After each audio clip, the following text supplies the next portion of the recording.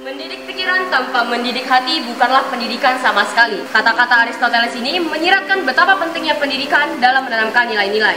Mendidik hati yang berarti menanamkan nilai-nilai moral yang menghasilkan integritas, kebajikan, dan karakter. Hal ini membuat seseorang dengan mudah membuat keputusan yang selaras dengan nilai budaya, moral, agama, empati, dan kebutuhan masyarakat. Kurangnya pemahaman tentang pendidikan karakter dapat memacunya terjadinya kasus perundungan.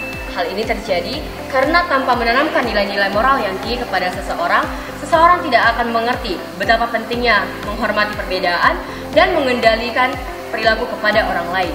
Di Indonesia, kasus perundungan masih saja menjadi masalah serius di kalangan pelajar.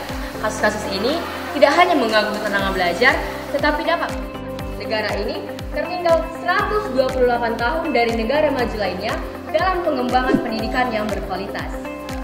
Pendidikan karakter memiliki peran yang krusial dalam menyongsong Indonesia emas.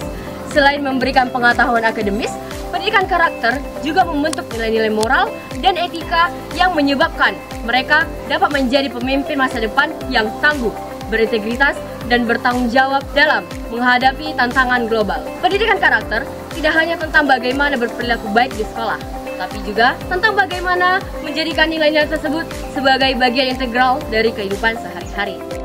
Jika saya terpilih menjadi anggota legislatif DPR RI, saya akan menjalankan 3 fungsi utama dalam mewujudkan pendidikan berkualitas demi menyongsong Indonesia emas. Dalam fungsi legislasi, saya akan merevisi Undang-Undang Pasal 20 tahun 2003 tentang pendidikan nasional dengan fokus pada 3 hal utama. Yang pertama, memperkuat pendidikan karakter, merancang kurikulum yang menekankan integritas, kejujuran, dan empati sebagai inti dari pembelajaran. Program pembinaan karakter atau PMK yang sistematis juga akan dijalankan, melibatkan keaktifan guru, siswa, dan orang tua. Yang kedua, meningkatkan standar pendidikan dan kurikulum. Meningkatkan standar pendidikan dan kurikulum untuk menjawab tantangan zaman yang terus berkembang. Dan yang terakhir, yang ketiga, saya akan mengajak kerjasama Komisi DPR 10 dan lembaga-lembaga pendidikan agar program yang saya jalankan akan terlaksanakan dengan baik. Dalam fungsi pengawasan, saya akan mengawasi program pembinaan karakter agar program tersebut dapat berjalan dengan efisien.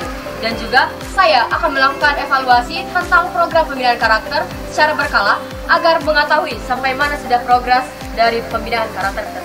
Dalam fungsi anggaran, saya akan berusaha mengalokasikan dana untuk mendukung program pembinaan karakter. Dana ini sudah termasuk ke dalam pelatihan guru, peningkatan materi pembelajaran, dan sosialisasi betapa pentingnya pendidikan karakter. Saya, Karen Maria Singal dari Dapil Sumatera Utara 1, pamit undur diri.